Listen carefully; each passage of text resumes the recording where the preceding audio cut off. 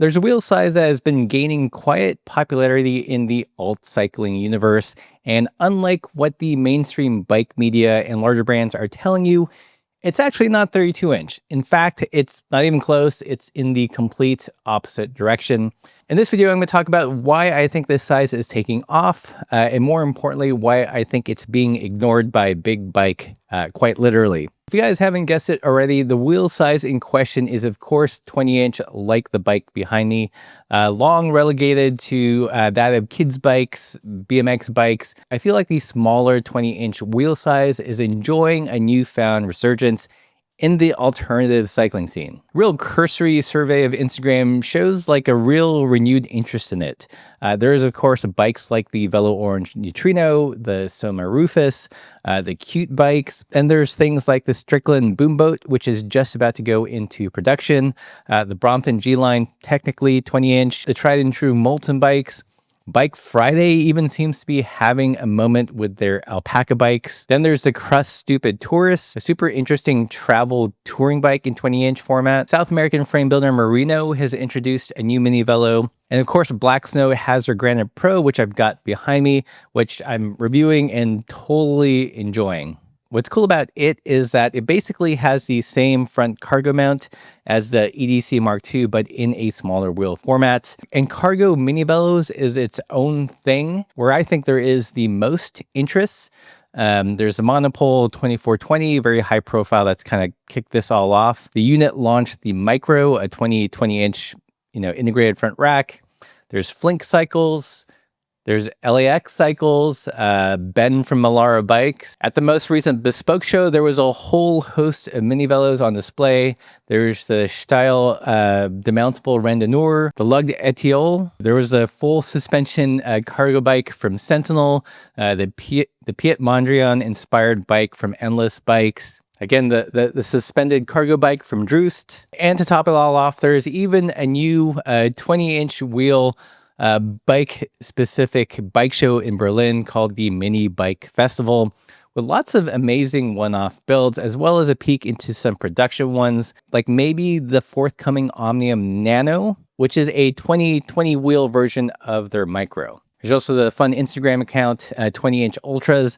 This is just a smattering of them. There's no doubt a ton that I have missed, but you guys get the picture. So what gives why the explosion in 20 inch? I think it basically falls into two main categories. Let's say there is the, practical reasons, and then the more vague emotional ones that I think are a bit more interesting. But before I give you guys my take on why I think 20 inch is making a resurgence, I asked our friend Philip at Cute Bikes, as well as Paul and Tony, the organizers of the Mini Bike Festival in Berlin, why they thought small bikes were taking off. Paul and Tony wrote back and said, I guess cycling trends are mostly about fun, extremes, or efficiencies. So seeing a bike that looks like a lot of fun, and they generally are, makes people want to have one. And or you just see the benefits of compact cargo bikes in the city. Specifically, in a world where social media can accelerate trends so fast, bigger brands can see these trends coming up, and it's just logic that mini bikes are becoming more popular. Aside from this, it's mostly a bike that you're missing in your fleet if you are a member of the N+1 club. This is what Philip from Cute Bikes responded. I really like those Alex Moulton bikes and Brompton bikes, but they're so weird and expensive for the average person. You really have to be a bike enthusiast. The Mongoose Moose Goose is kind of the bike that the Cute Bike is based off of. When you look at it, it looks like a regular bike, and that helps your brain wrap the idea around your head that you could actually ride it. You can wear regular clothes and sort of fit into the BMX crowd, but also have all the modern features of a regular disc brake bike. He goes on to add, when bikes start looking too weird, people aren't ready for that drastic change, and unfortunately, people buy things based on how they look and not how they function, even though you could have the most awesome functioning bike. If it's ugly, no one's going to buy it, so you got to make it cute. And you have to sell it for the right price. Because I worked in the bike industry, I know how much things cost and where things get made, and I truly think some things are unfairly priced, but maybe I just hate money. I don't want bikes to cost a lot of money, so by me doing everything myself, I think we can offer something cool at a fair price, and a lot of people have been buying the roly-poly. Again, that's Philip from Cute. So that's their take on it. What do you guys think? Let me know. Let me know in the comments below. Here are my observations from kind of following this trend for the past 2 years. First, like Tony and Paul alluded to, there are the practical reasons. If you live in an apartment or a flat, they just fit better. I've learned this firsthand after moving to Spain.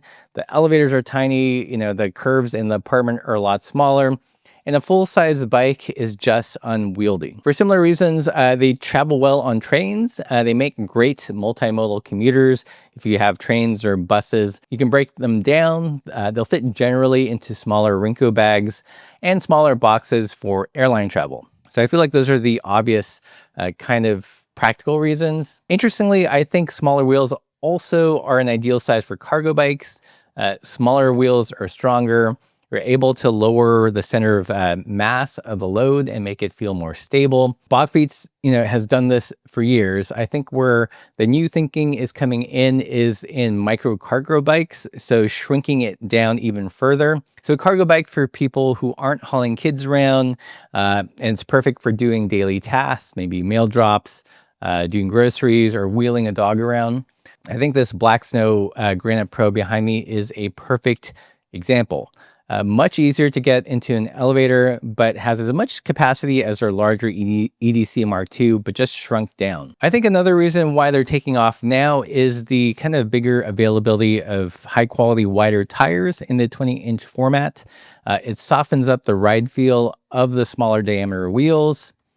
This also opens it up to more off-pavement riding and even bike packing. The Bike Friday Alpaca is a great example of this, and even the new Brompton G-Line. Stridsland's Boomboat is built around a 20 by 2-inch tire, so that opens a ton of possibilities. And no longer are these the tiny 20-inch thin road tires that Moultons and Bike Fridays used to have. So those are the practical reasons. What are the emotional ones I've been alluding to?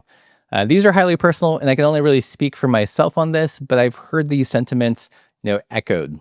The first one is they're just fun, and you'd be kind of stupid if you took yourself too seriously or riding a small-wheeled bike. I asked her Discord, and the word whimsy was thrown around. I think in a world where you're told you have to be hyper efficient or you'll get replaced by AI, where every ride has to be on Strava or somehow it doesn't count, a bike designed to not work in that framework is just a refreshing change. It reminds you of the primordial, childlike joy of riding BMX bikes when you were younger, in the days long before deadlines and fitness goals and fitness tracking apps. In this way, it kind of ties into what Philip had mentioned. When you get a carbon road bike, say, for example, you sort of have to dress the part. There's a bit of cosplay that goes along with it. You'd feel dumb wearing, flannel and flip-flops riding like a factor bike or something. On the flip side, a smaller 20-inch bike invites a more playful, come-as-you-are sensibility. Another emotional reason, I think, is maybe tied to the Japanese concept of kawaii, which gets kind of butchered into the love of all things cute. But there's an endearingness that we feel towards kind of small, nicely made things or small, cute things. Something about miniature things that just warms the cockles of the heart. For me, another sort of inexplicable emotional reason is that they're sort of atelic. It's a bike that you ride for the joy of riding the bike and not because you're trying to achieve some sort of greater outcome. Contrast that to 32-inch bikes. From what I've seen so far, there's so much head-heavy reasoning about greater rollover and speed. Everything I've seen so far about 32 inches frames everything through this lens of winning some imagined race. It's like you're being engineered into submission about these true facts. It's all head and no soul, in my opinion. For me, the smaller 20-inch bikes eschew all that.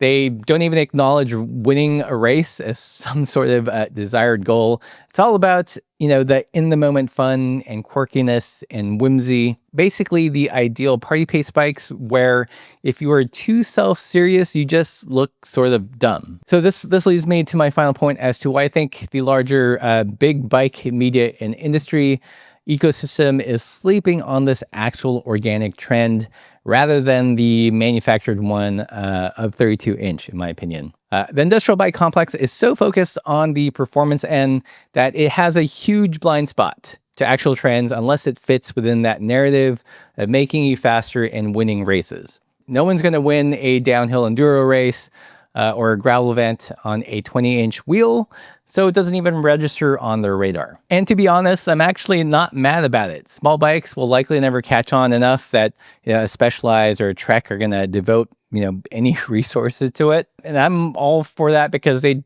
probably honestly just fuck it up. All right, so here's to the 20-inch bike, a true alt bike trend, too weird for mainstream bike industry that I'm all here for. And I think the alternative wheel size of the people.